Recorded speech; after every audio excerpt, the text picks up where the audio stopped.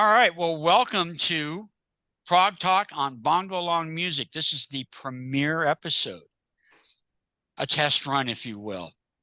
But I have with me today members of Eccentric Orbit, a band that I've followed it's like 20 years now. Can you believe? Almost 20 years now. You believe that? And so who we have here is, we'll start with Rick. Rick down there. He's the drummer.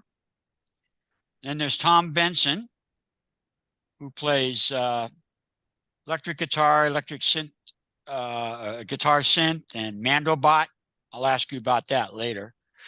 And then up over there, we have Bill and Madeleine Noland, husband and wife, and bass player for Bill, and Madeleine is wind synth and keyboards.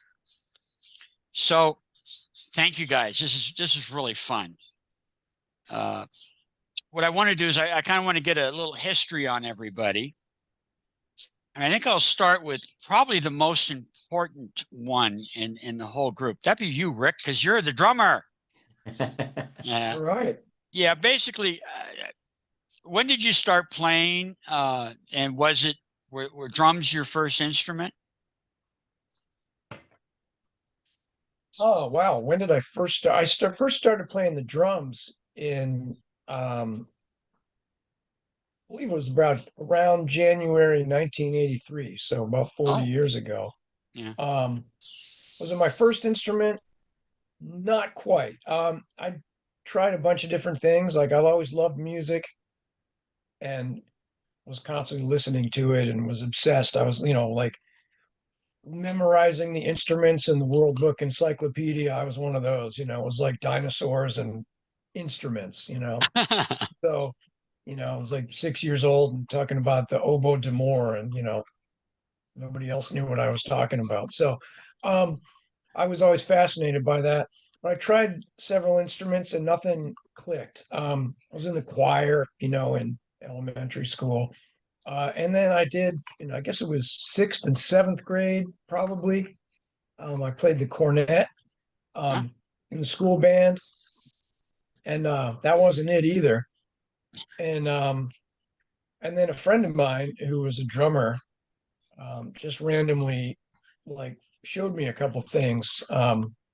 He went on to be pretty successful. He toured with Kenny Rogers and some Nashville-based artists for a while. Later in his career, and it just clicked.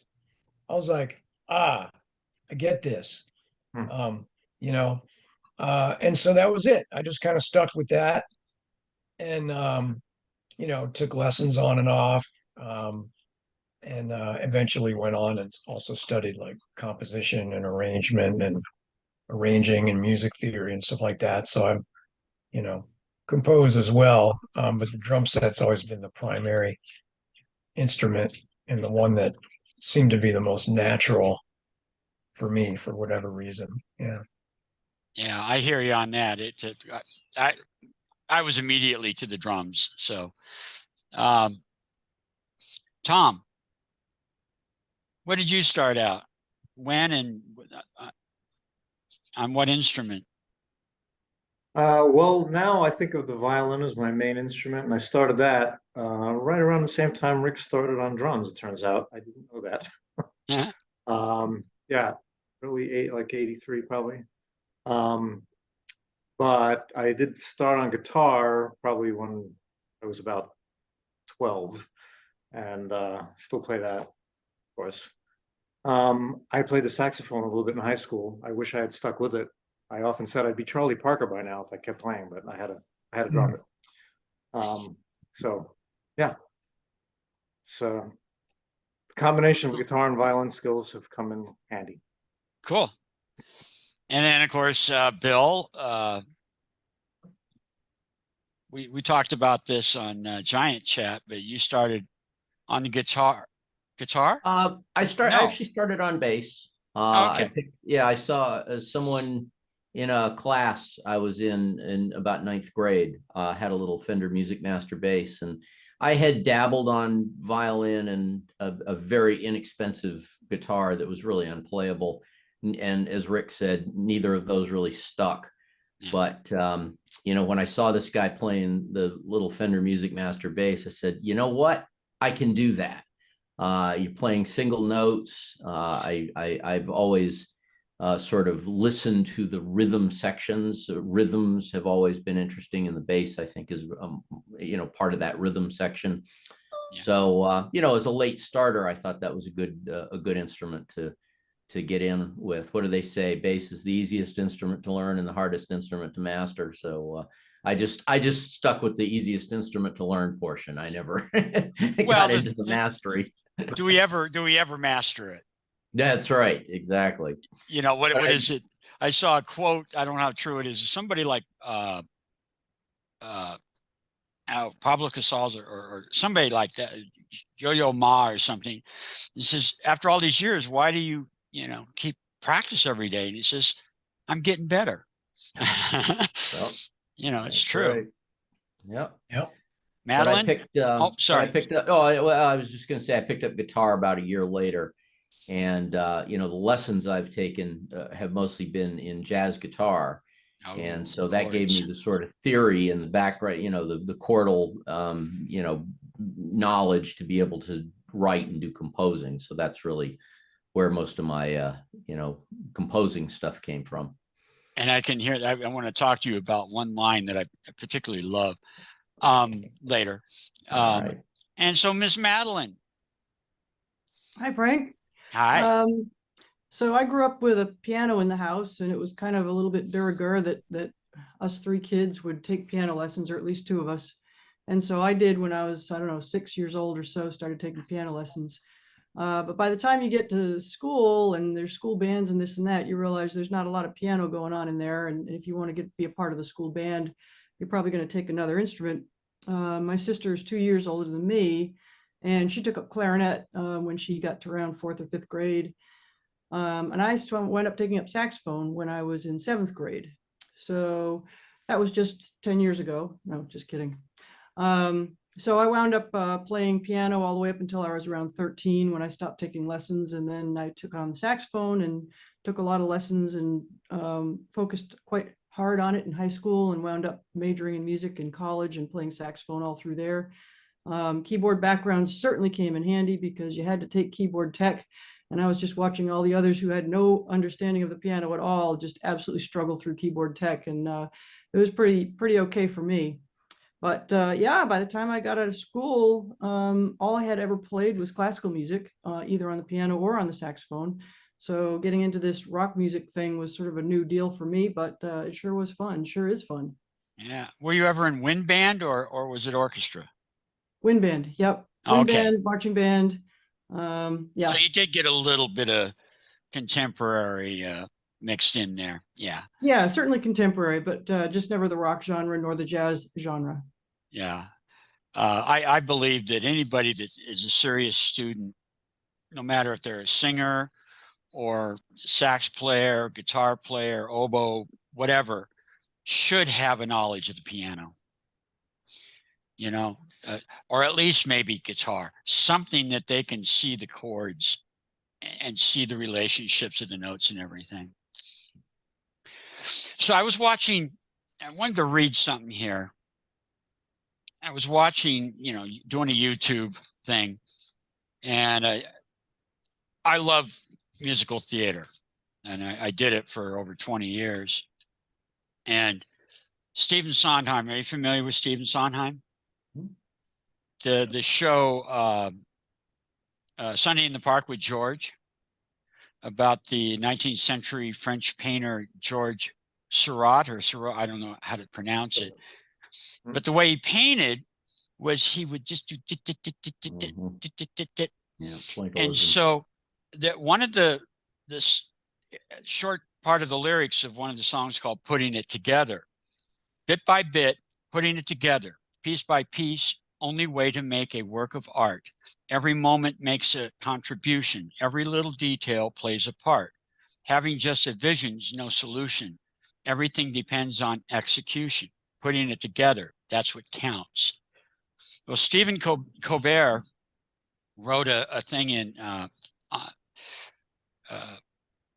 Stephen Sondheim and shoot, I can't remember who he collaborated with, wrote a book called Putting It Together. And Stephen Colbert did a little blurb on the jacket cover. And he said, when I was 19, I read the lyrics of Putting It Together to my mother to say, this is what I wanted to do with my life, even though I had no idea of what this might be. I couldn't sing like Mandy Patinkin. I couldn't compose like Sondheim. But that play was a window from this world to that, and I will always be grateful to you for laying out the desire and the beauty of the act of creation itself, regardless of where that may take you. I just love that last line, beauty of the act of creation itself, you know, regardless of where that may take you. I mean, you guys see my videos. It's like I'm doing, there's one song there called Finishing the Hat. There are times that I'm finishing the hat, I got to get that one little thing right. And I just want to kind of get your guys's take on, you know, creation, that putting it together, finally coming up with something. And it isn't all, to me, it's not always the final product. It's the journey to the end, you know? So, Tom, what do you think? Well, I'll say that it can be very satisfying, in my opinion. Either starting with a blank slate and trying to, you know, come up with a sculpture on top of it. Or in the case of Eccentric Orbit, a lot of what we did was, you know, collaborative writing, the songs that are done by Bill and I. And that I also found was, you know, slightly different, but maybe even more rewarding process.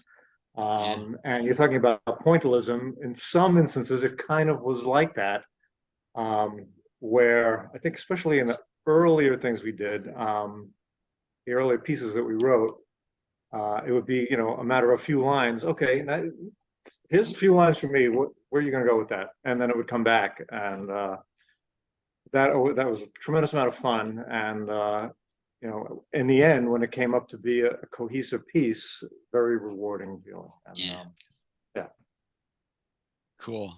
You're nodding over there, Bill. Oh yeah, I mean, I'm remembering those days where we were starting work on what eventually became Creation of the Humanoids, and then we again collaborated very heavily on By Air Express to Venus, and just you know, that usually writing for me, both writing books and writing music, is a very solitary experience. I like it very much. In fact, it's that kind of creation is where I go in the zone, and you know, hours can pass and I haven't eaten, I haven't, you know, drunk any water, I haven't gone to the bathroom, but boy, I got a lot of, you know, sequencing done, or I got a lot of writing done, and it's just like, you know, an entire day vanished, and I'm, you know, in a state of joy. Yeah. But yeah, I mean, it's but the collaborative effort was really fun. And you know, sometimes as far as the question of detail versus the big picture, I think you've got to have both, and you got to have one at one point and another, or maybe you have to shift back and forth, because I feel like one of the things that I had was a vision for what Eccentric Orbit would be. And even though that changed as the membership of the group changed, I think, you know, what the band was due to that kind of overarching large picture thinking. And then, you know, as you're writing a piece, certainly, you know, individual sections are going to get a tremendous amount of scrutiny, but you can't ever forget about what you're trying to lead up to and what you're trying to do. So, and I think that in some ways I might be better at that piece of it than I am at the actual boots on the ground and really getting into those details. I think that Tom and Rick might be better at those aspects, and that's why I think that collaboration works incredibly well. was that everybody kind of had a, had a role in that. Yeah, cool. I wanted to talk to Rick about something, but before I do that, there are two people that are not with us today. Derek and Mark. And Bill, if you could let us know about that. Sure. Well, there's actually more than that. Really? We actually had a few members that sort of came in and out.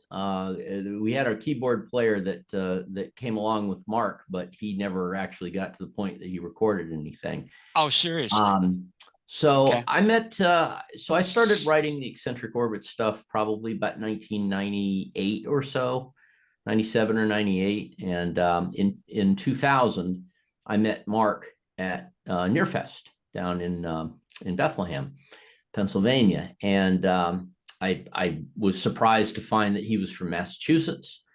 So I was talking to him. He was a vendor there. He had the M&M That's right. music, CDs. And so we were talking, and I think he mentioned that he was a drummer, and I said, oh, well, I'm looking for a drummer because I've written some stuff. And I don't know if you've seen those little maps of the country where they divide the country up into sections where it's like act mean but are actually friendly, act mean, are mean, are not, act nice, are nice. Well, Mark is very much in the New English mode. He acts mean, but he's actually really nice. So he was very sort of standoffish until, I sent him a tape and we got together and we sort of talked about what we wanted to do and how we were going to practically go about it. And I think I kind of won him over with my tenacity, and also we both shared that sort of frugal New English approach of, we decided to do it ourselves and not spend, thousands of dollars that we were never going to recoup. So we hit it off real well. He was obviously instrumental in, getting us to the vendors. And I learned so much from him about the business side of doing the CDs and whatnot. He was there, the whole time we were recording the record. However, in late 2003, when I was doing the mixing with Nick Joyce, who had a studio nearby, I couldn't do all the mixing. That was just beyond me. He came down with the first bout of cancer, the prostate cancer. And so he was very sick while I was, so I had to do all the mixing pretty much by myself in the production. But he recovered, and from 05 through 2010 or so, we did play a couple of gigs. We had another keyboard player step in briefly and play a gig. But when Tom joined the band, we did work on some new music. We had some things in the can, Right. but he got sick again, and the cancer spread to his brain, and unfortunately, we lost him in 2012, 2011, something like that. I'd have to go back and check. So yeah, just a tragedy, because he was a great guy, and was a good friend of mine. I had to deliver the eulogy at his funeral, so which was the first time I've ever done that, and hopefully the last, but who knows.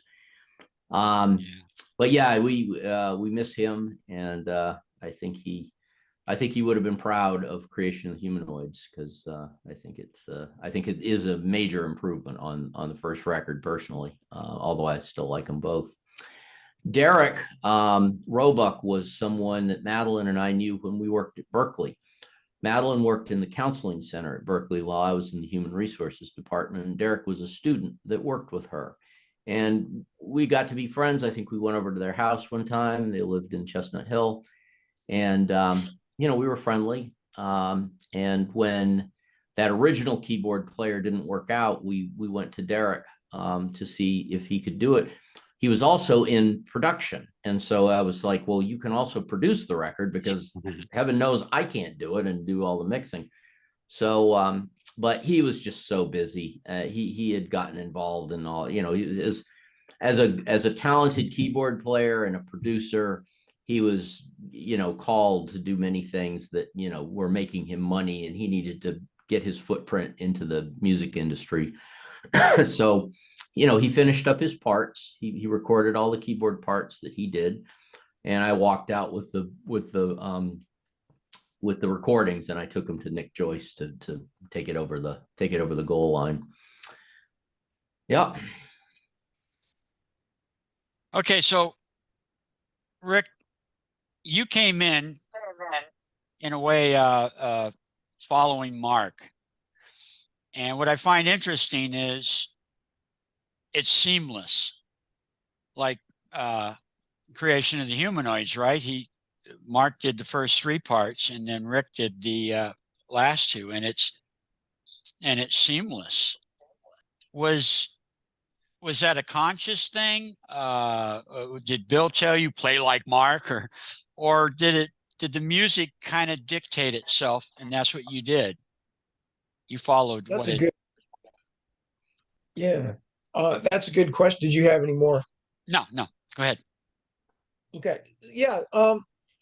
So it was kind of a few of those things. I mean, the music itself was fairly strictly thought out.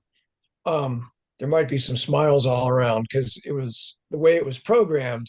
The notation like didn't look like things were not in the right place on the music staff. So when I was first trying to like kind of sight read and listen along to the sequences, I was like, oh, what's going on? And then I kind of figured out, you know, like the placement of the notes and all that. So Rick, I apologize again for that. That's all right. That's all right. Me Probably the too. 5th time. No worries. It was an interesting challenge, but a lot of the stuff was kind of predetermined. A little bit of wiggle room, but I wanted to be also like as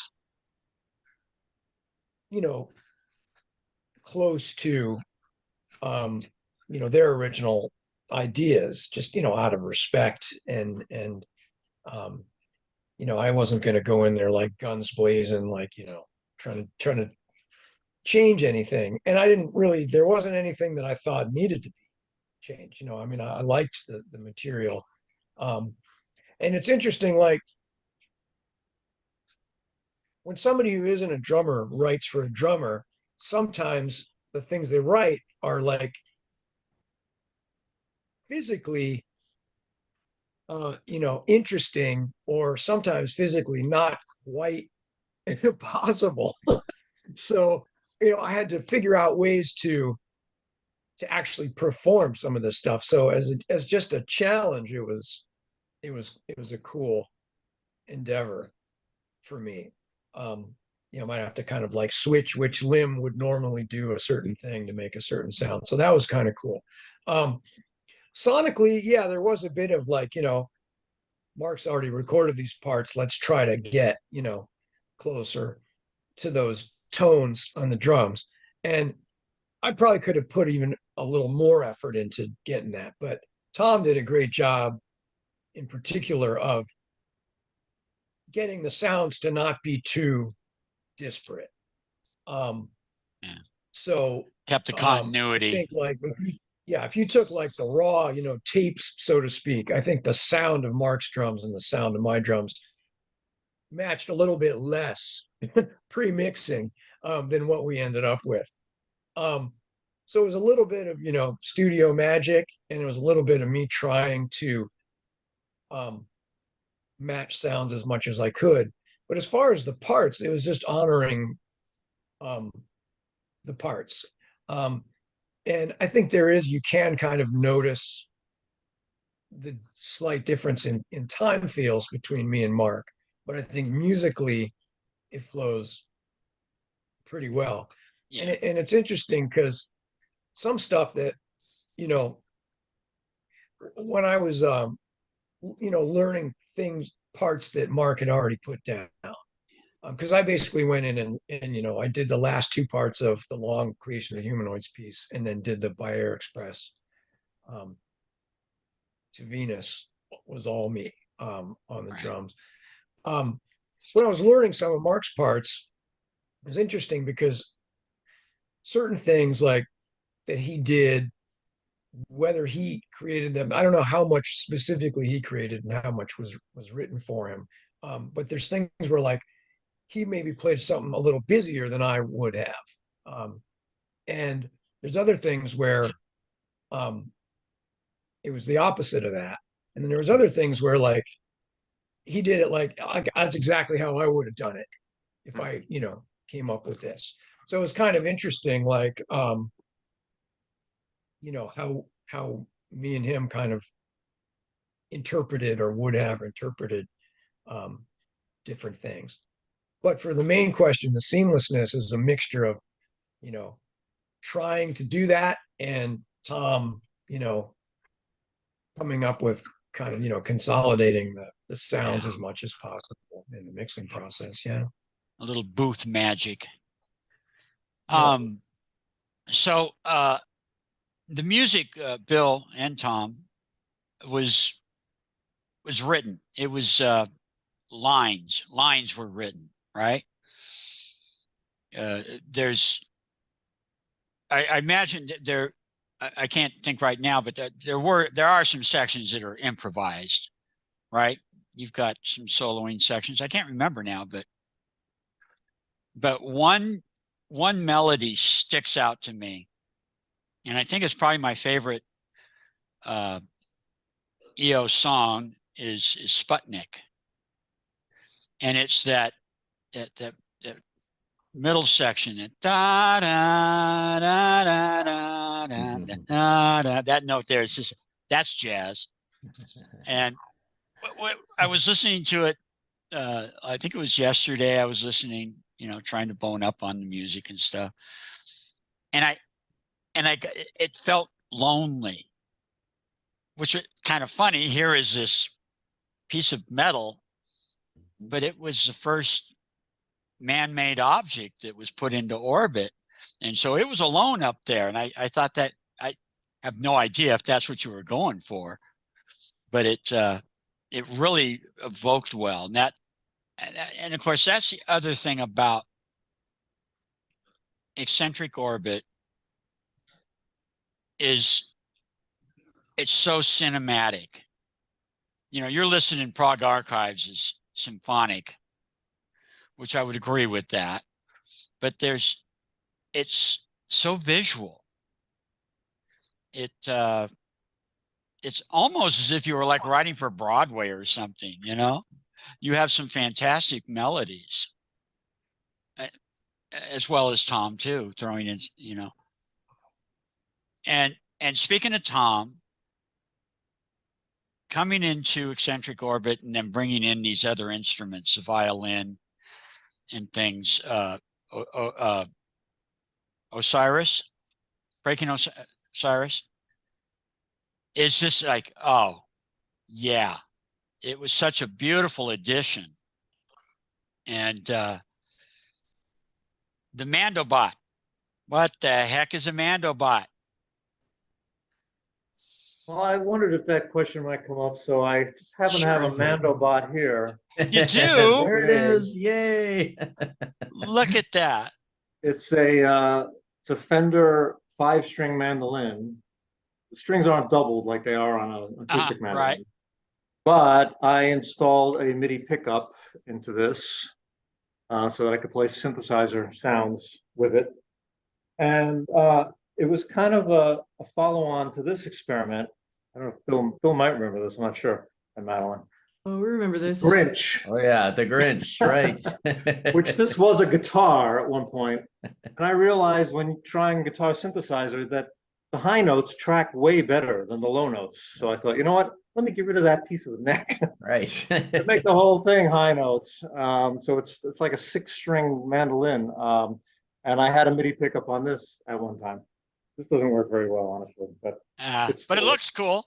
it still looks funny. Yeah. Yeah. Anyway, yeah, I remember Bill and I were talking back at the beginning where we were like, how are we going to cover, in what way will I be able to cover what used to be keyboard parts? Mm. And so there was the guitar synth, but it was always a little bit iffy. Is it going to work? Is it not going to work? Someone was coming out with guitar controllers that were actually switches on a fingerboard neck, the Z-Tar. Remember this, Oh, yeah, Bill? yeah. We talked about it a lot about, should we invest in one of these? What can we do? But anyway, we didn't do that. And as a result, we have the Mandobot, and also I play guitar synthesizer. I think the guitar synthesizer technology improved enough by then that it was usable, and I put a really good pickup in my Ibanez guitar. That worked that well. So the guitar synth is really just a guitar that triggers a patch, right? Yes, although most of the time a lot of times anyway, I'm mixing guitar sound as well. Yeah. Like at the beginning of Venus, I have the venerable Roland GR300, antique guitar synthesizer mixed with the guitar, overdriven sound, for example. Yeah, what I like about the sound of Eccentric Orbit is it's very analog, even though there's synthesizers involved, like the Wind Synth, or you're using a keyboard instead of a real B3, but it still has that analog feel, that 70s, like 6 Wives of Henry VIII, with all the keyboard type stuff. And I really like that. I want to take a funny little curve here. You've all done live performances, right? I want to tell a quick little story. I was living in Reno. I'd moved up there with my girlfriend, hoping to make it. And I wasn't doing very well music. The place was sewn up, but I was working with this very young female piano player who was awful. And I don't remember how I got hooked up with her or why, but we were playing a tennis club bar in Tahoe. And in the middle of our set, somebody got up and put coins in the jukebox and turned it on. And, well, he was correct. So I packed up my drums, and that was that. Have you guys had any interesting live experiences, good or bad? I think the Rick, most interesting thing that I had, was we were actually playing Prog Day. And it was a hot, muggy summer day, or I guess maybe not quite so summer, but hot and muggy in the Carolinas. And it was a pretty nice day though, and we were getting ready. We were all set up, and as Rick says, this music is highly composed, and I have all my parts written out exactly the way I want them and need them in order to be able to play all these different parts and turn the pages at the time I need to turn them anyways. So I've got my music set up, I got my keyboards, I got everything going on, and ready to go. And what happens but the wind starts to pick up just a little bit, and I'm sort of looking in the audience, and I remember sort of looking for clothes pegs or anything, but then the wind starts to pick up a little bit more and a little bit more, and in the middle of Creation of the Humanoids, poof, all the music is gone off the stand. And I found out from there that I actually knew most of the parts pretty well. And I played it from memory from there, and I think it went okay, but that was a scary moment. So that was an interesting one. We brought an entire truckload of equipment to Prog Day, and the one thing we needed the most was a clothespin that big. Right. Yep. Right. Yep. I thought what was also interesting, kind of funny about that, maybe not at the time, but the stagehand went and grabbed all the sheets off the thing and just plopped them back on the music stand. But order in whatever order. Exactly. Completely random. So it was thank not you, I helpful guess. at all for Madeleine. Yeah. It's like a Victor Borga act, Right. It probably made Madeleine more anxious. Right. Having it back on the stand. So yeah. Wow. That's funny. Anything, Tom? Well, not from Eccentric Orbit. I mean, typical things happen like my, strap came off my guitar and it fell, that sort of thing. The thing that immediately came to mind for me was I was playing with a string quartet at a wedding one time, and we were playing Philip Glass at the bride's request, which is not your typical wedding material. And it was in a big open room. This is at the reception. Not Pachelbel's Canon. Playing Philip Glass, and there was a lot of counting going on, a lot of weird measures. And we're really focused. And there was a divider in the room, another wedding over there, and they have a DJ, I guess. And all of a sudden, Bob Seger starts blaring across the thing. We're still concentrating, trying to count with Philip Glass. I've hated Bob Seger ever since that moment. That's funny. I had when I was a kid in high school, I got a scholarship to go to the music camp in the summer, and we do there was 2 weeks, and the first week we did a concert for the parents on Saturday afternoon, and we had to wear a tie, no jacket. It was Southern California, and we were doing a Tchaikovsky piece. I don't remember which one, but I was playing crash cymbals, and they were huge. They were probably like 22-inch. They were just immense. And, Tchaikovsky, it builds up, it builds up, it builds up, and the conductor goes, boom. And I go, and my tie got caught. So the cymbals didn't do anything. My parents are there with their friends, and I duck down, and I rip the tie off. I come back up, and my parents are just dying. They thought it was the funniest thing. So let's see, where are we at time wise? Good. So you guys, I know Bill and Madeleine are involved in some current projects. Rick, are you currently playing with anybody or recording or gigging? Yeah. I've been kind of a freelancer for a long time, and I've had a jazz trio for over 20 years now that does a lot of private events, mostly weddings, corporate events, things like that. So there's me in the background. So I'm still playing with those guys and doing a couple other gigs here and there. Bill saw me play with a local rock band called Forest Effect back in the summer, last summer. Now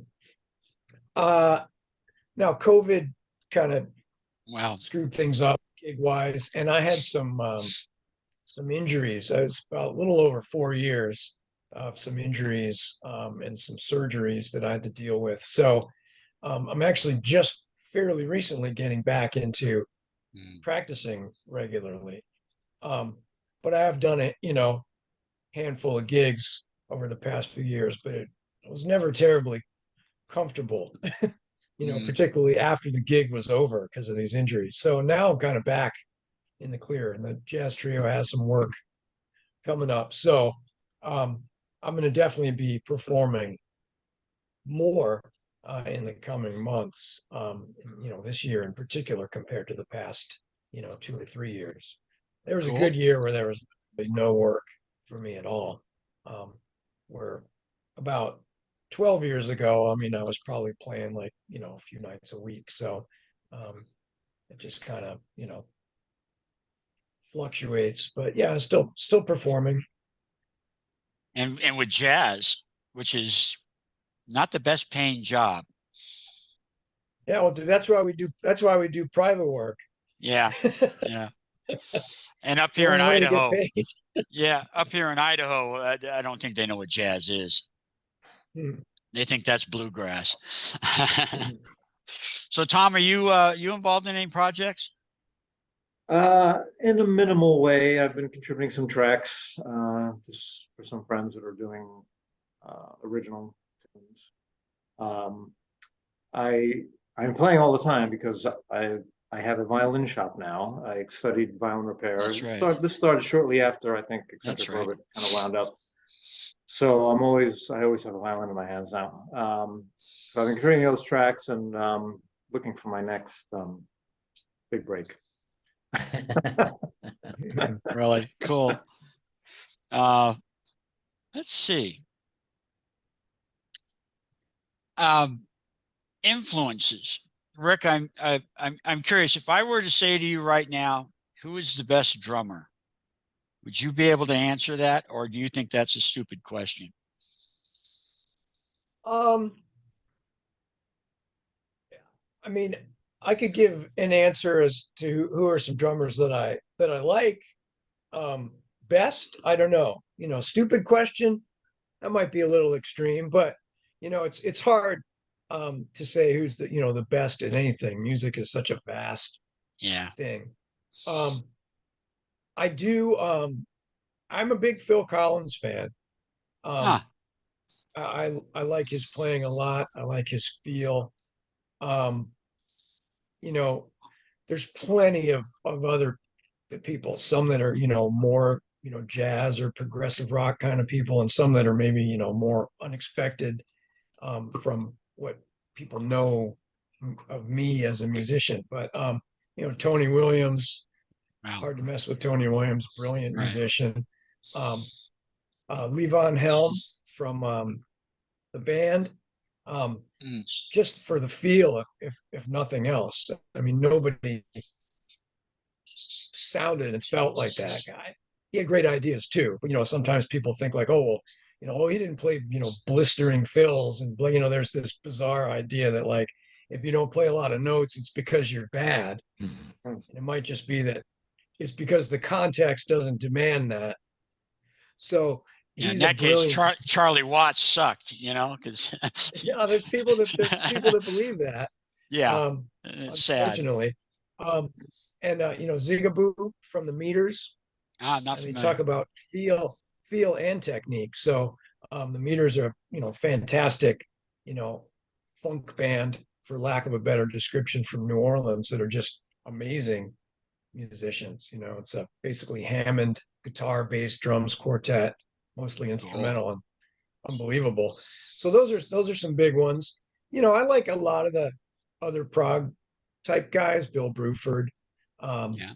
obviously, is pretty. I listen to so much stuff that he's played on. So even if I haven't necessarily analyzed his stuff, it's just like I've listened to a lot of Bill Bruford over the past 40 Yeah. years or so. It's kind of hard to not be at least subliminally influenced by him.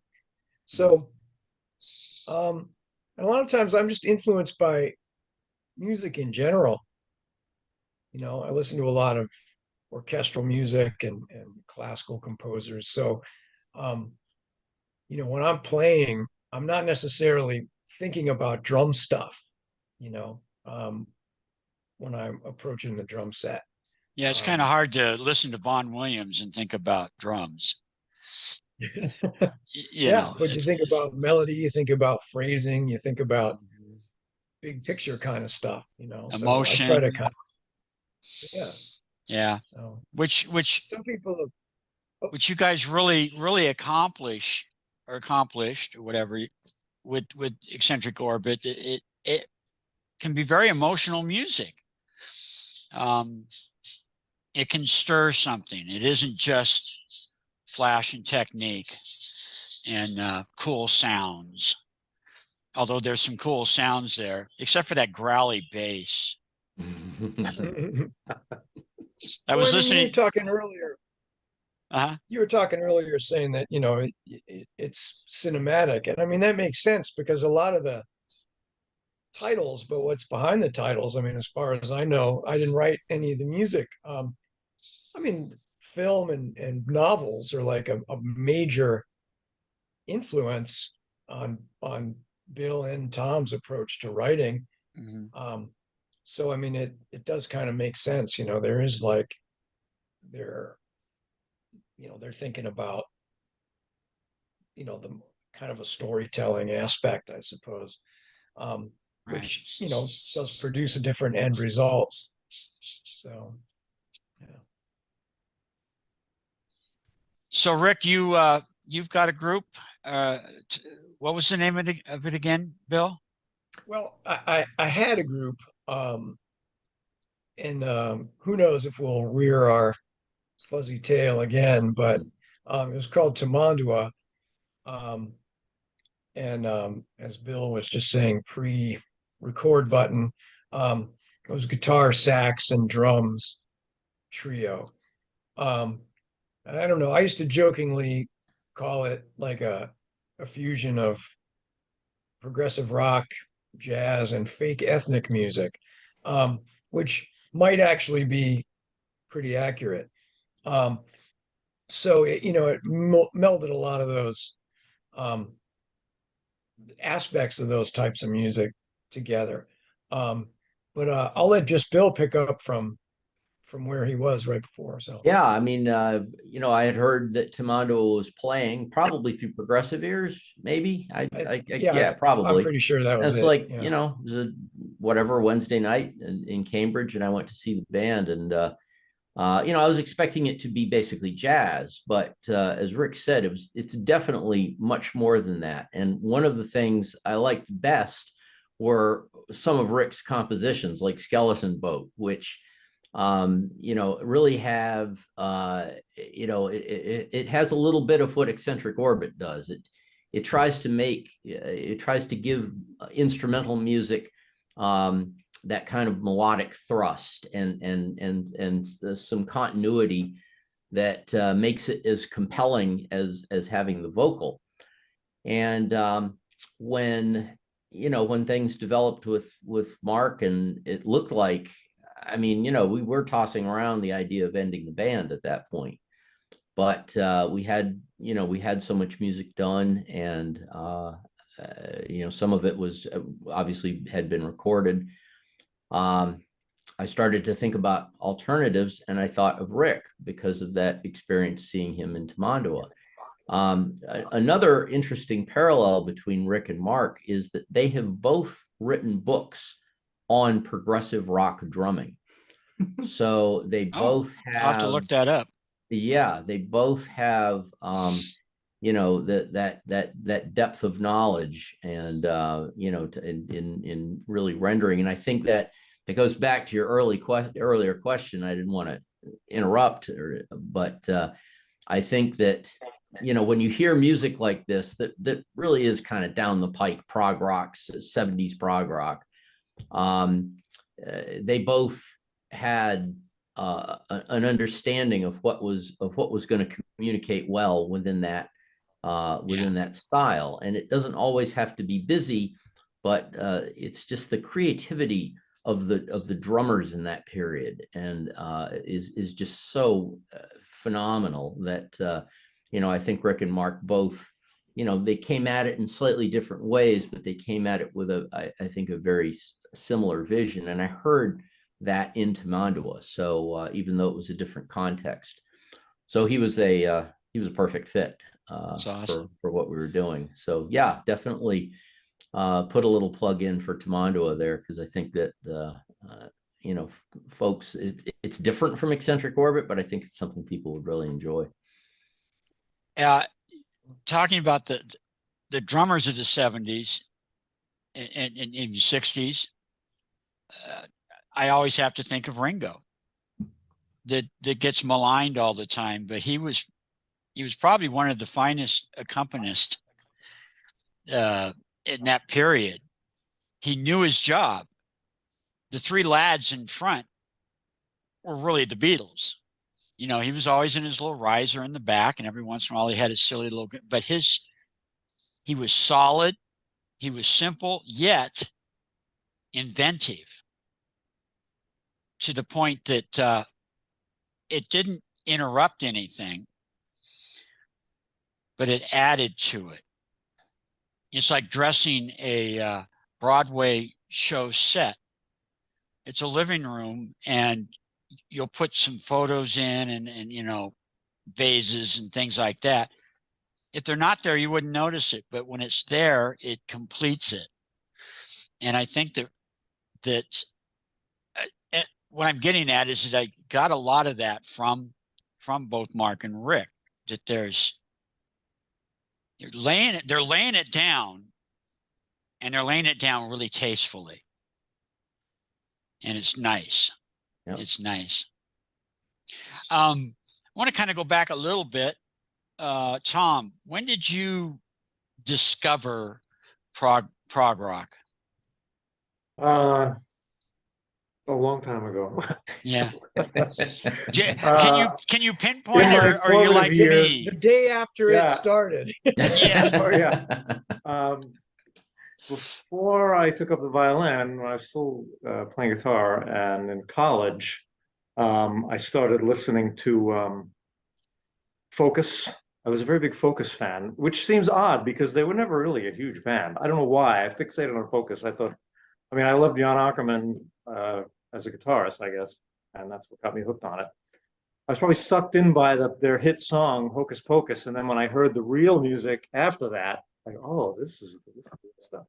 A little deeper. And it wasn't a big jump from there. I mean, this was in college when I was in the '70s. Listen to Mahavishnu and Return to Forever. I was a very big Mahavishnu fan, and still am. Mhm. And then it just kind of branched out from there, I guess. But those are my formative years. Gentle Giant, I heard back at the same time. I remember buying In a Glass House at a flea market on vinyl just because I thought it looked really interesting. What is this? And then listening to it, being, oh my God, being blown away. So I started listening to Gentle Giant. I didn't get into them as much as I did later, immediately, but that's when they got their foot in the door. And yeah, I didn't realize that was the beginning of the end. Rick, when did you discover, or start listening to prog, or realize that, wow, here's a different form? Yeah, it's kind of interesting because I like, in a way, I got into it without realizing I got into it. Like, I've always been into music and all kinds of stuff. My family, we would often have, play records at dinner time. And sometimes it would be like, oh, one of my sisters would pick it, or my dad would pick it. So there was stuff where, like, we might be listening to like Louis Prima. We might be Ooh. listening to a Chicago album the next day. And I may have actually like had some records, but not things that I picked out. And somehow, like, I don't even know why necessarily, but I was like, I want Kansas Leftoverture. I want that album. And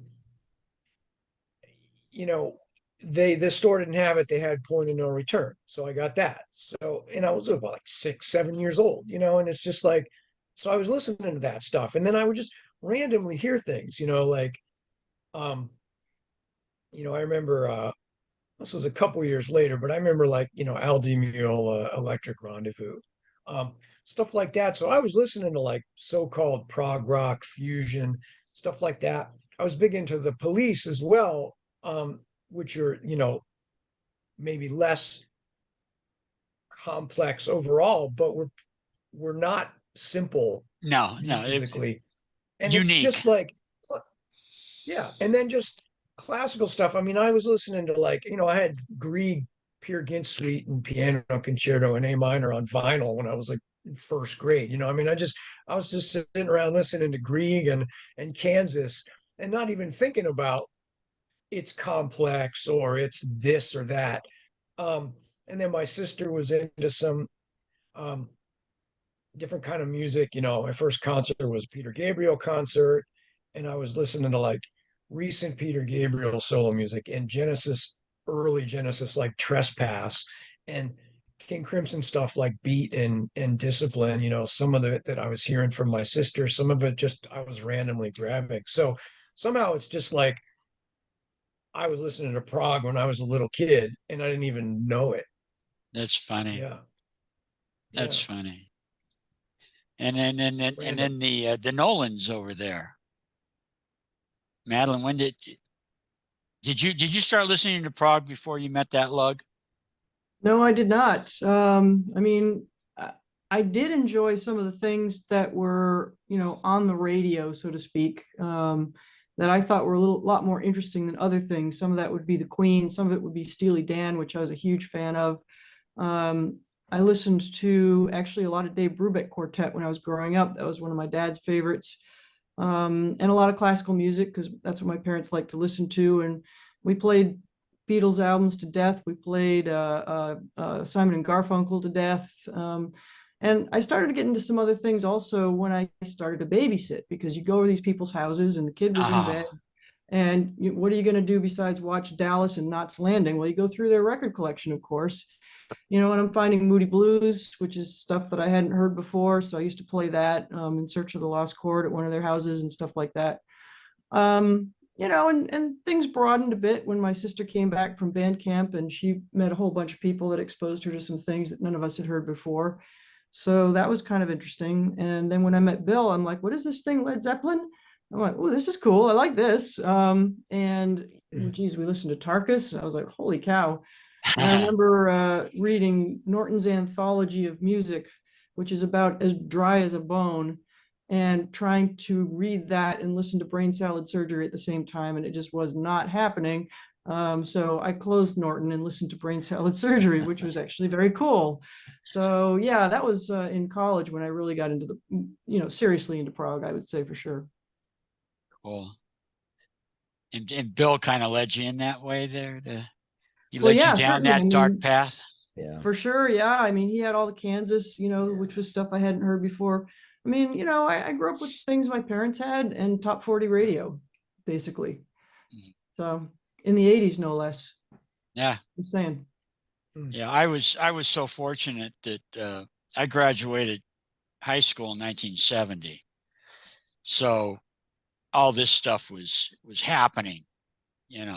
I remember first hearing Roundabout on the radio and going, and I used to carry my copy of Black Sabbath, the first Black Sabbath album. I carry it like 2 miles to a friend's house so we could listen to it, the record. And which to me, that was progressive. Is it progressive rock? No, but it was progressive because it was moving to another area. Led Zeppelin is progressive, because these guys were not from Earth. They were from another planet. They were just doing things that nobody was doing. It was rock, it was blues rock, but it was from another planet. It was awesome. Okay, couple of other kind of silly little questions. Tom, do you remember the name of your first band? My first band didn't have a name. It was in high school. We never got around to naming ourselves. So, I guess there I you could go. still come up with one, but well, no. Rick? Sorry. Yeah. I was living in Japan at the time, interestingly enough. My father had a job over there, and I was going to an international school. And there was 2 twin brothers. They were Japanese, but I believe they were like born in the States, so they didn't go through the Japanese school system. It was Tetsuya and Tatsuya Ikeda.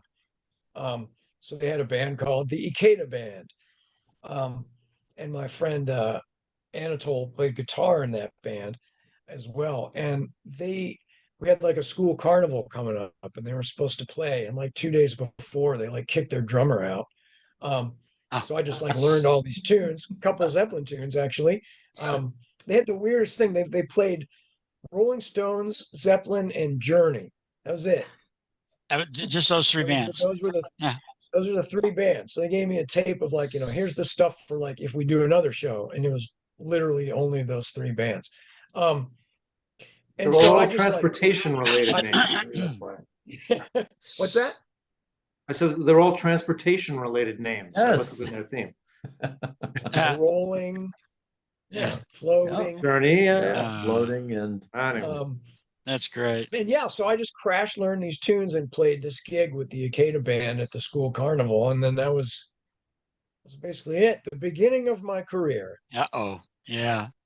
Tom, do you have first band? I Well, mean, as I said, I'm sorry, Bill. yeah. Okay. Oh, me. So I joined in 10th grade. I joined an already existing band called Plastic Munchkin. Yeah. Yep, Ooh. Plastic Munchkin, and they had an eclectic repertoire, which included some Queen and some Who and some a variety of things and some originals. I mean, you know, it's interesting. I've always been around musicians um, who wanted to make original music, and after, you know, I still am in touch with the Plastic Munchkin guys, but the second band I was in was we had different names, but I think Transit was the name we sort of settled on. But the guy in that band, Nick Shaw, is one of the biggest musical influences on me, and he was always. I mean, we barely played any covers at all, and we did this kind of version of improvisational rock, almost like some of the improvs on the early Crimson albums, that kind of stuff.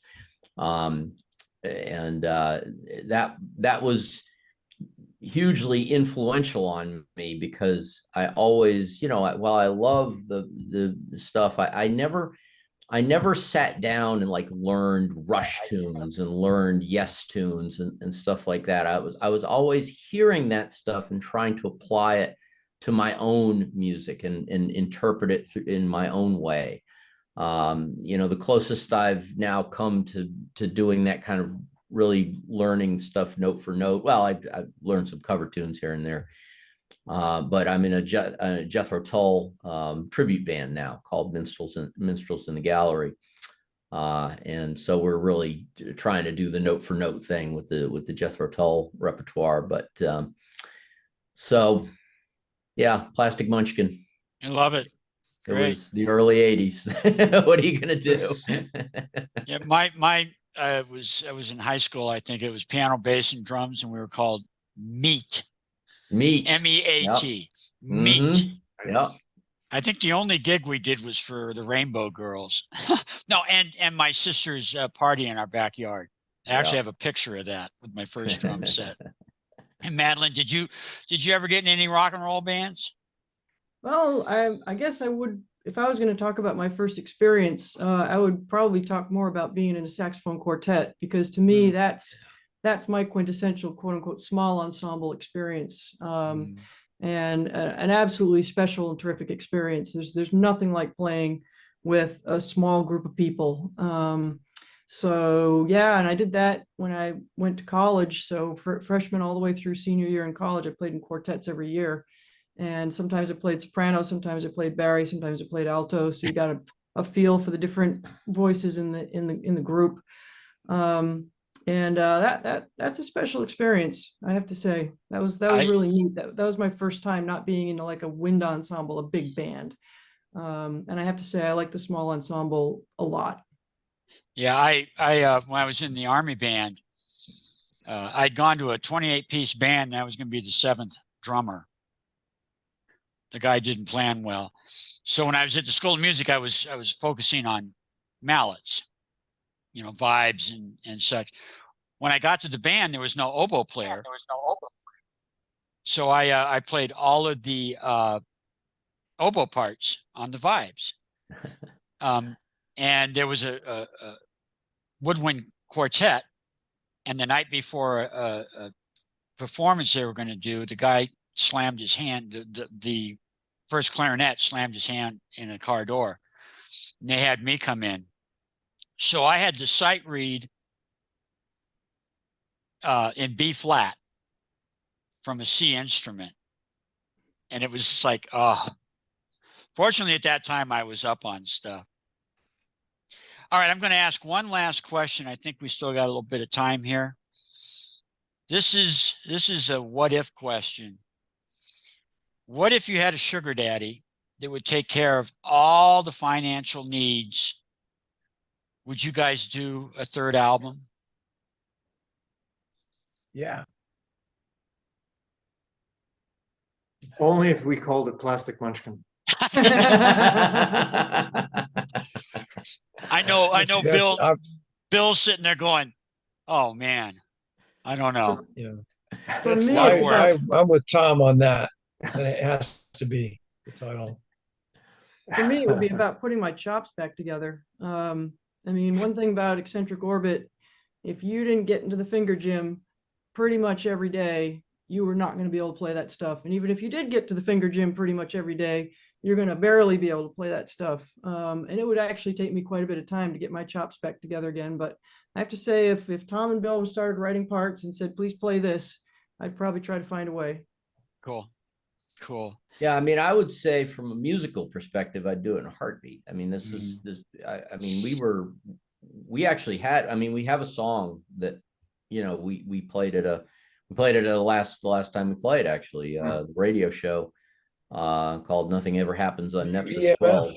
12." Right, but that's a 10, 12 something minute long song. I had ideas for a three-part suite based on the Three Stigmata of Palmer Eldritch, which is a Philip K. Dick book. I had another song called Asteroids that sort of, like trying to reproduce the game, the old Asteroids game. Yeah, so it has some little tick kind of stuff in it. I mean, I felt like I had at least half the record in the can in my head. The issue with, I mean, the Sugar Daddy to do a record to what end these days? I mean, this was what really was the crusher for us, is that with the collapse of the CD, there it is just so incredibly difficult. I mean, Madeleine and I are in a band called Brave Pursuit. We've done 2 records. Mm-hmm. They're on Bandcamp. They're not expensive. We've sold 3. I mean, it's really right. Well, where do you market it? Where and Yeah. how do you market it? I mean, yeah, sure, we can go to like Progressive Ears and we can say, okay, it's on Bandcamp, it's $5.99 or whatever you want to charge for the digital record, but nobody buys that stuff. Nobody buys it. And it's not just the money. I mean, we could do it financially. Money was never the obstacle. It is just the complete lack of relevance that you would have. I mean, what was nice about the CDs is that there was that infrastructure. Greg Walker, Ken Golden, Steve Feigenbaum, those guys, the domestic vendors.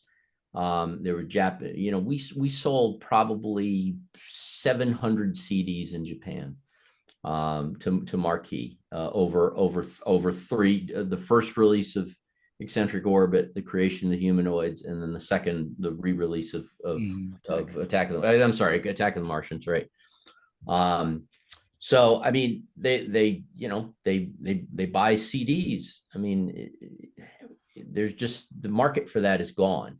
And the way to now market in the new world, I don't understand. And it's just very, very hard to get traction. So, and then you coupled that with, the collapse really of, which I think they're related, by the way. I think there's a correlation between the collapse of the CD and the collapse of the domestic festival markets.